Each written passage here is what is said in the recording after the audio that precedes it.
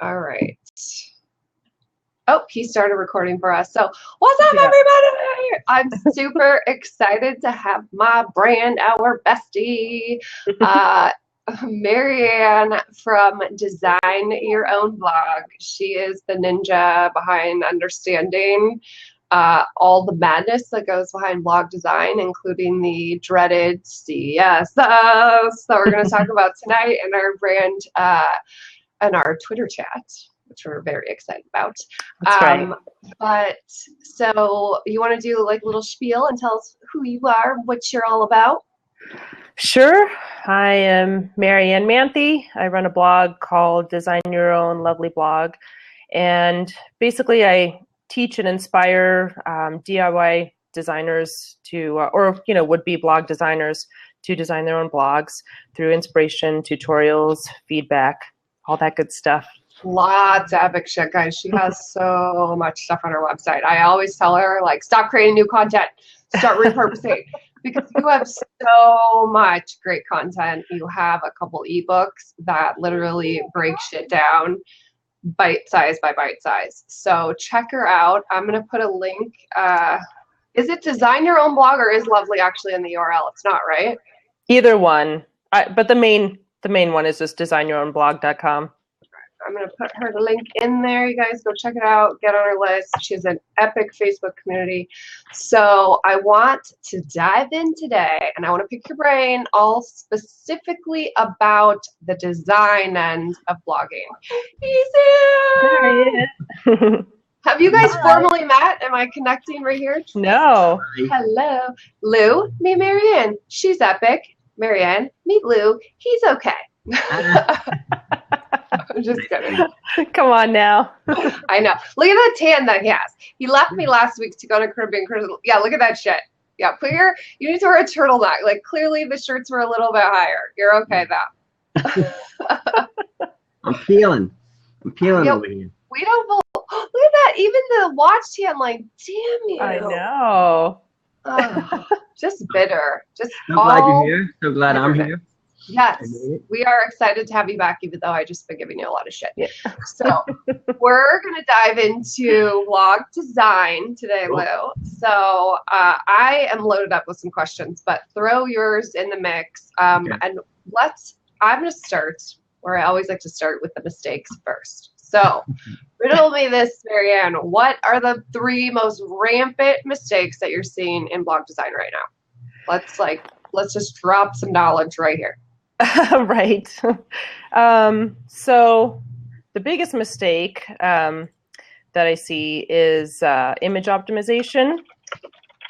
So that's a big one. People that upload images that are just way too huge in file size. The dimensions are bigger than they need. Like they'll upload a 1500 pixel wide image and it's only showing at 700 pixel wide. So that's really like the biggest culprit when it comes to slowing down page load times.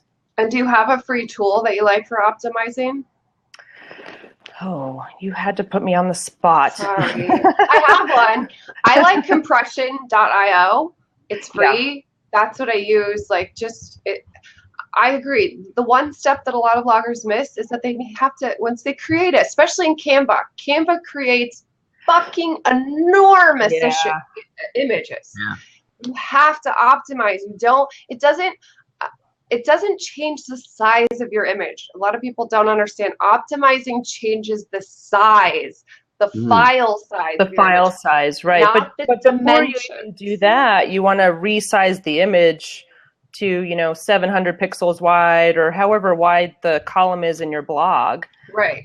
So absolutely. And I don't think I think people try to cut corners and, use maybe the same image on Facebook and on their blog. And it's like, sorry to burst that bubble. You got to create a couple sizes of your images. And that's where templates make that not a big deal.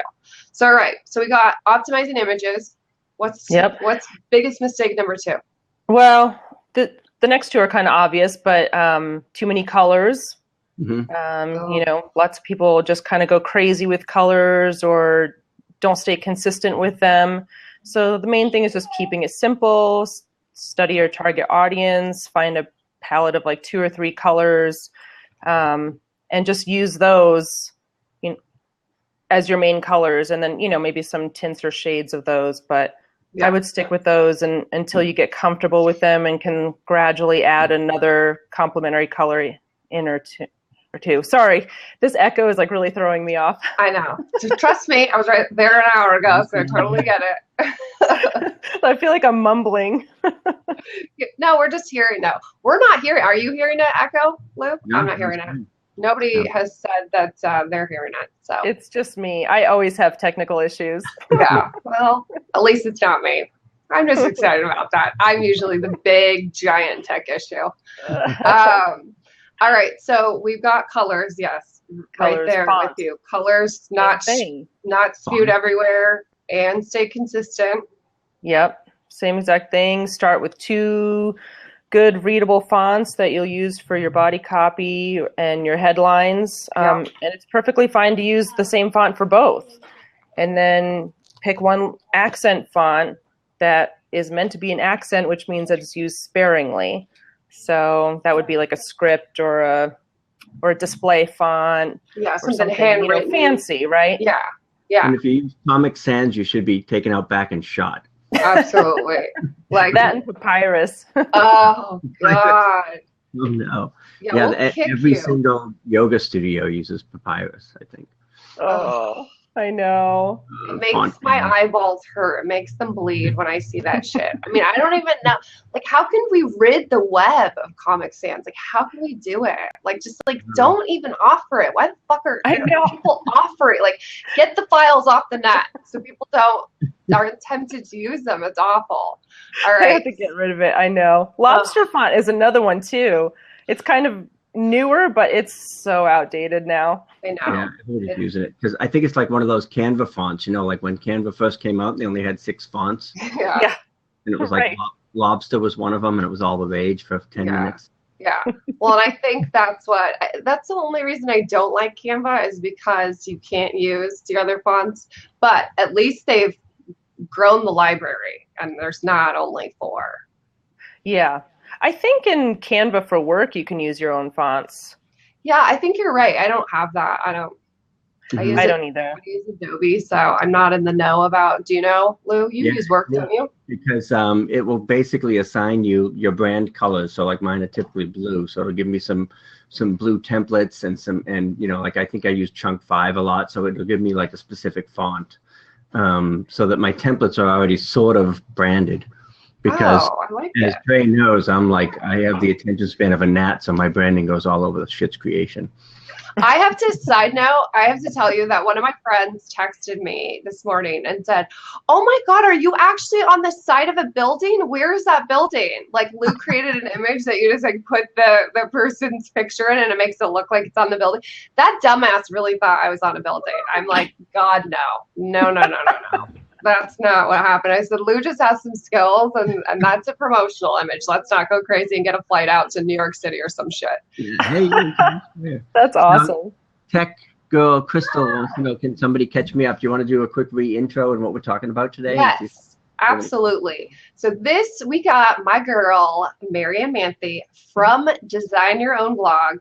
And today we are talking about the logistics, the good, the bad, the ugly, what you need to know about blog design, from a usability standpoint, from a branding standpoint. She's the girl. She's got tons and tons of killer content and ebooks. So we posted a link to her site. Again, that's designyourownblog.com. She's got an epic Facebook community, and she really has the superpower of breaking shit down so that a newbie and a non-tech can understand this design stuff. I mean, I keep kicking her ass because she is creating a CSS course right now that I need her to just create so I can share the shit out of it with all my peeps, because CSS is kind of like reading German if you don't know it. But Marianne has this like amazing ability to teach in a way that you can actually wrap your brain around. So you're so nice. It's true. Every day I'm like, is the course ready? Is it ready? Did you get it ready yet? No. But I'm supposed to be working on it this week. I took the whole week off of work. And then we got all this snow today, so my son's home with me. I'm not getting anything done. That's what happens when you try to take the day off from your day job. Like, Monday. Right. But we're glad that you did because you're here. Yay. So she just broke down the 3 biggest mistakes. So to recap that is not optimizing your images or using the wrong size image, a much larger image than you need, which is just slowing your site down. She broke down the whole movement of spewing colors all over your website haphazardly and how awful and atrocious that is and how not to do it. Just pick a color palette, stick with it, just live with it. And then same thing for the fonts. And then we went on a rampage or a rant about Comic Sans and how we will all 3 jump your ass if you ever use it. No Comic I think that's about it. I think we're up to speed now. And I think so. Yeah. So does anybody else, here's what I do. This is so evil, but sometimes when I do my web photos, I will intentionally make the picture wider so that I look a little bigger, so that when people see me in person, they say, "Have you lost weight?" No, I'm like, no, I just want my picture to make it bigger. I love it. That's a good strategy, though. I'm betting some women are not going to want to use that strategy, though. Just you can make yourself thinner too if you want. Yeah, but we don't really see people in real life in most of our businesses, right? Yeah. So no, I don't want to look fatter than I already feel like I do on the camera. That adds 20 pounds. Thank you, fat chicks. So, all right, so let's bust out. So we did the 3 biggest mistakes. What are your 3 most badass tips for blog design? Like some ninja little secret tips. Oh, ninja secrets. Well, you don't have to be big. Maybe the first one that comes to mind is maybe not so ninja, but it's one that a lot of people maybe kind of forget about. But using white space, to give elements on the page room to breathe. Think about how the eye flows down the page and keep leading, your reader's eyes from element to element. So that's a big one. Yeah, that's huge, I think, because and it's the same with video. Like, I think people think that they have to squish as much stuff on the page or in the video. It's like, it isn't just the home page. You have other pages you can use. So I think people have a tendency to try and squeeze everything in, and then the design really suffers, in my humble opinion. Yes, yeah, I I've agree. named that effect the hot dog effect because it's like everything but the goddamn kitchen sink.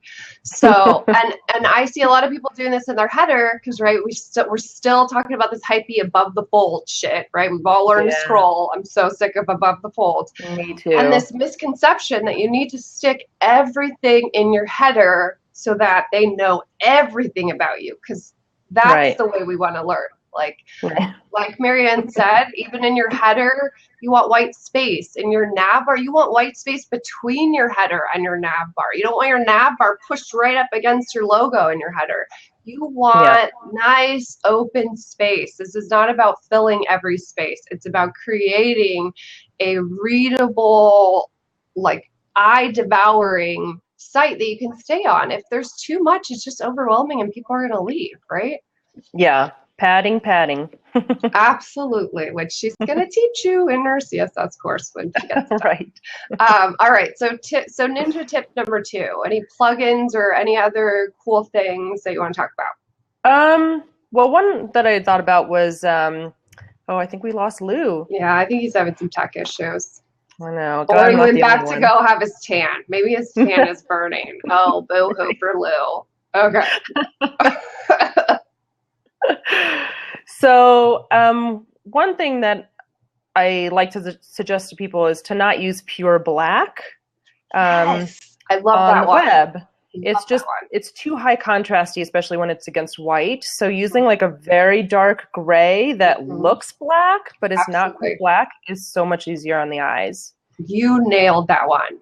I tell so many of my clients because we do want to use black, but true black is awful. And it looks really amateurish. You can tell when you go to any site that has a really pleasing epic signature style. It looks black, but that's not black. Dial it down a couple, and it will still, to the naked eye, look black to us when we're reading it.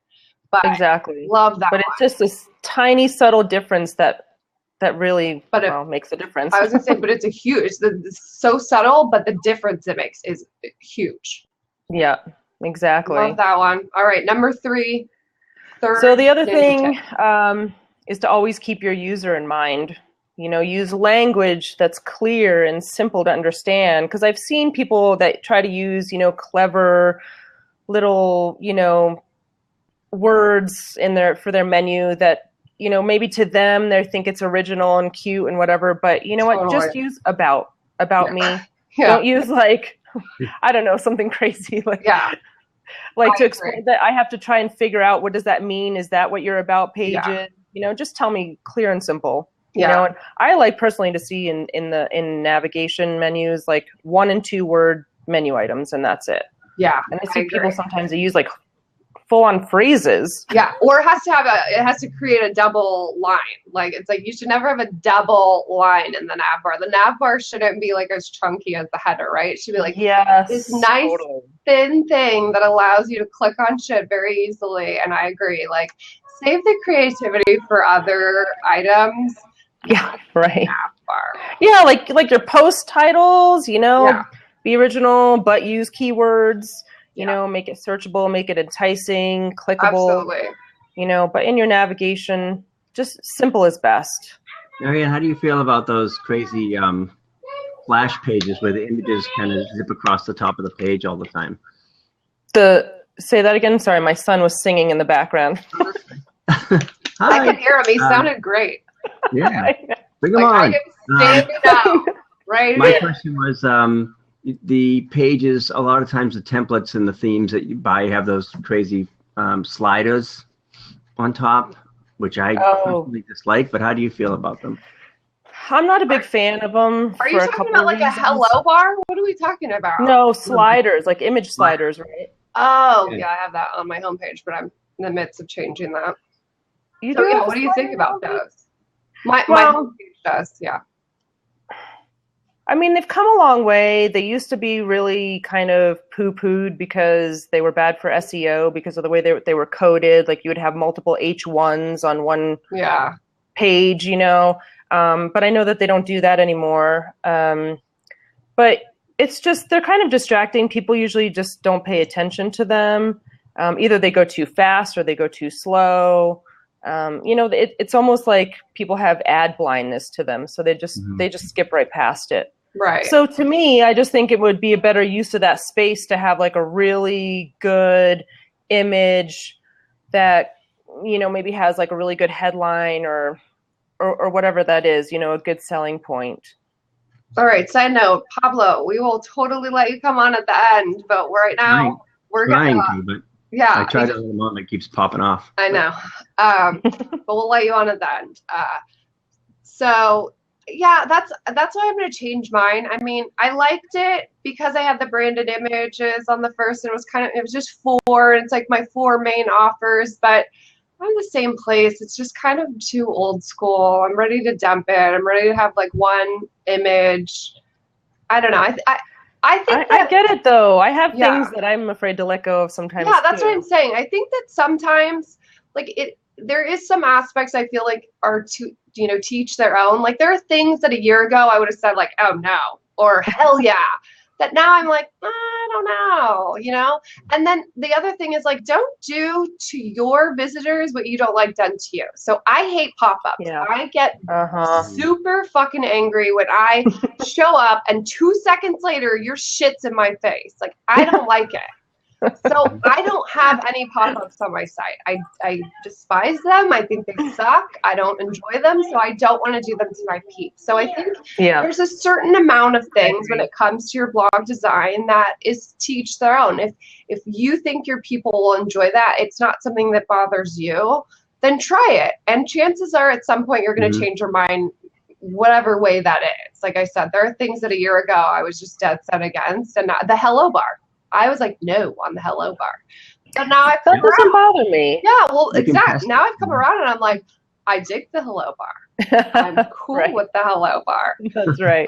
So along the same lines, and this is something that I've taken off, How do you feel, Marianne? Busted out sidebars.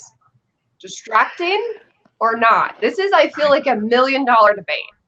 This is one of those things that I was like, nope, I'm keeping my sidebar last year. And this year, this week, I ditched it, but it's still like, I just ditched it. Like yesterday, I just ditched it. But I'm still like, I kind of miss it. I'm like, that felt like extra real estate I can use. I'm not sold to not keeping. Like, what's your 2 cents on it?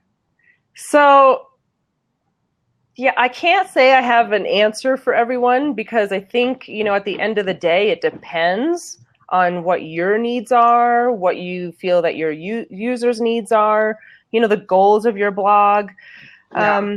I know lots of people that have gotten rid of their sidebars and they will never go back. Like, it's liberating to them, to not have a sidebar. And it looks nice, it looks clean. You're not distracted by anything. You're just reading the content. I think it's great. I like that's one of those things that I'm not ready to let go of. Yes. But I'm definitely, I know I need to, and it's so funny because I have articles on my blog about cleaning up your sidebar and it still keeps getting messy. We all do it. All of it. Exactly. Do as I say, not as I do. Exactly. So I consciously have to go back like every couple of months and clean it up because now I'm like, oh, I need to get rid of these ads. I mean, they're not ads, but they're like affiliate ads, but they're still ads and I just need to get rid of them. I just, it's one of those things. But anyway, like what I really like about sidebars though is being able to have, like your photo and a short bio. I know. Because I feel like, well, a lot of people come to your site. They don't come through your homepage. They come through a blog post, like through Pinterest or Twitter or whatever. They come. So having that little bio somewhere there, like, gives them like a kind of like a sense of context. Like, who is this person that's writing this article? What is this blog about? That's how I feel. Gives them a little bit of background. So for and that people reason, are used to looking there for it. Yep. They're used to seeing the first thing is your bio, and then also the social icons, right? Like, find me, on your favorite. It's like people are so trained to look right there. That's where I'm so torn. It's like, do I just take everything off but the bio and the social icons, or is that just... So the social icons, you can put them in your header. Well, they are. And same thing with an opt-in. You can put an opt-in in your header, like just below the header. So, so then I thought about that because, when people ask me that, I was like, well, you need a place for your opt-in, but it's like, but there's other places for opt-ins. And I was thinking, well, is there a way that you could incorporate your photo? I mean, people do that with, they put their photo in their headers. Yeah. So you could do that and maybe have a little quick bio or something like that. Mm-hmm. Yeah, Gilbert is a firm the internet marketer. He's another tester. And I always like that. I'm just like, like, do you know a plugin, Marianne? Though I know know there are plugins that like will let you track where people are clicking. Do you know of any offhand? Where people are clicking? Yeah, like if they can't, it's like a heat map kind of thing. Yeah, there is. Let me look up here in my bookmarks so there's. Is it Hotjar Insights? So I used to have a beta account to that, but I don't have access to it anymore. And what did you think it was called? Hotjar Insights, like HOTJAR. All right. Well, people can. There was another one too. There was a plugin, but I can't remember the name of it. And again, it was like kind of like a trial that I tried out for a little bit. Yeah. And the only reason why I didn't continue is because I didn't have time to keep looking at the results. Yeah, I mean, I would be down if I could find some kind of free plugin. I could put on the site for 4 to 6 weeks, and then see where people are clicking with the sidebar.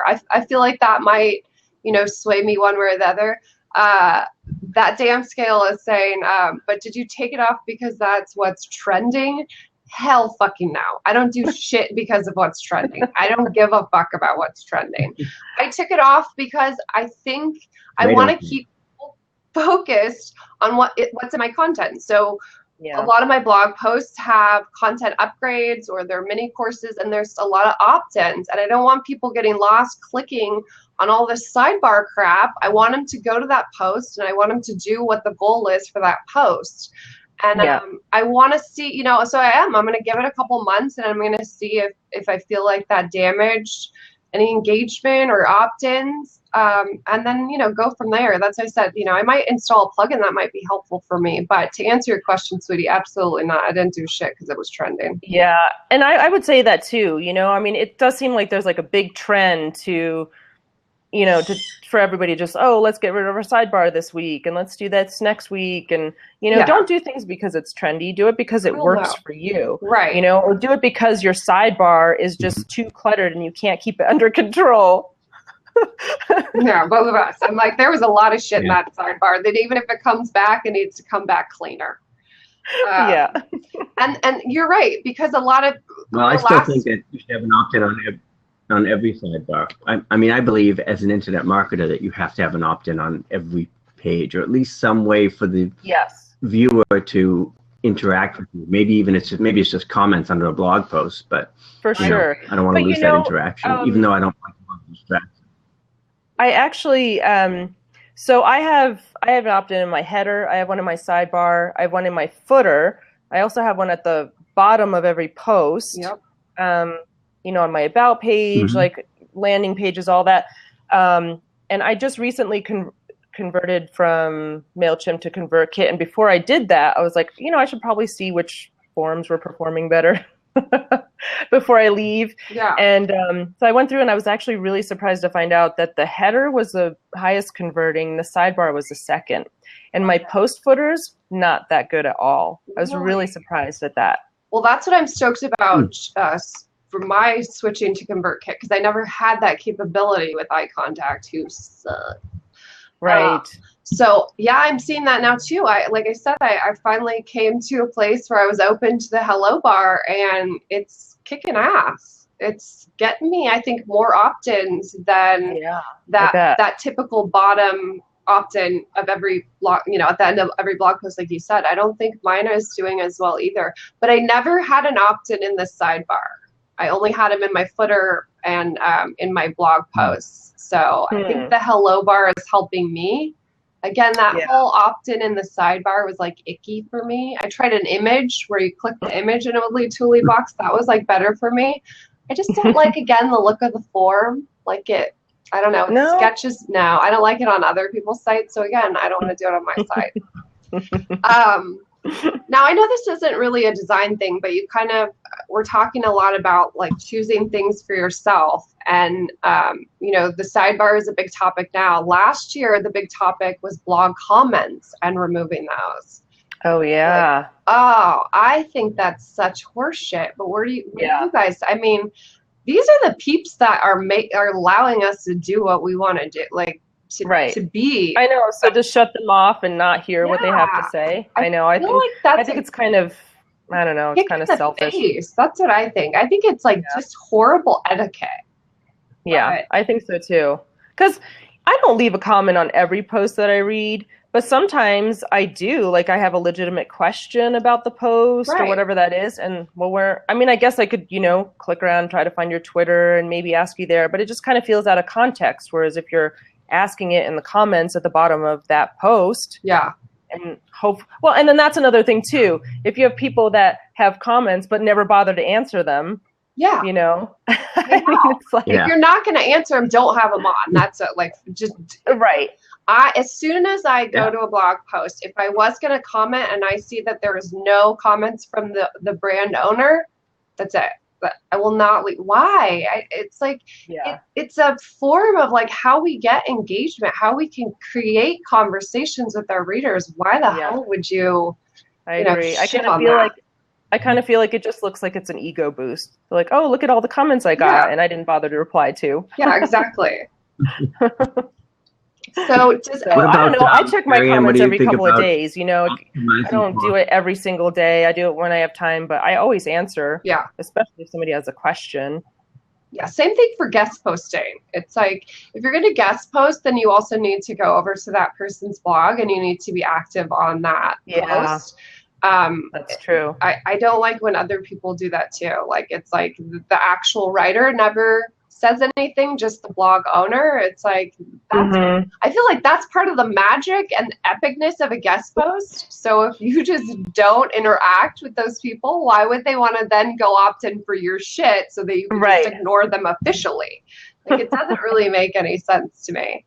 No, and then what's the point of guest posting? Yeah. Right. I mean, you're kind of wasting your time, I guess. Yeah, exactly. So this went super fast. Do we have any questions in the comments, Lou? Really. Do you have any other questions? Not at the moment, but if Deborah says communicate with your tribe is so important, absolutely. I had a quick question about mobile and optimizing for mobile and making sure that your website is mobile responsive. Is he cutting out for me? How do you feel about that, Marianne? Yeah, it's cutting out for me too. Yeah, you're cutting out, Lou. We can't hear you. You're like, oops, sorry. Blah, blah. Okay, never mind. We're all having issues here. I know. This is a tech issue. Let's see. He's going to type it. Oh, no, never mind. All right. Before we sign off, Marianne, tell people where they can find you and what goodies they're going to get when they get on your list, because they need to. So here you go. The platform is yours. Tell them where they can find you. You're so kind.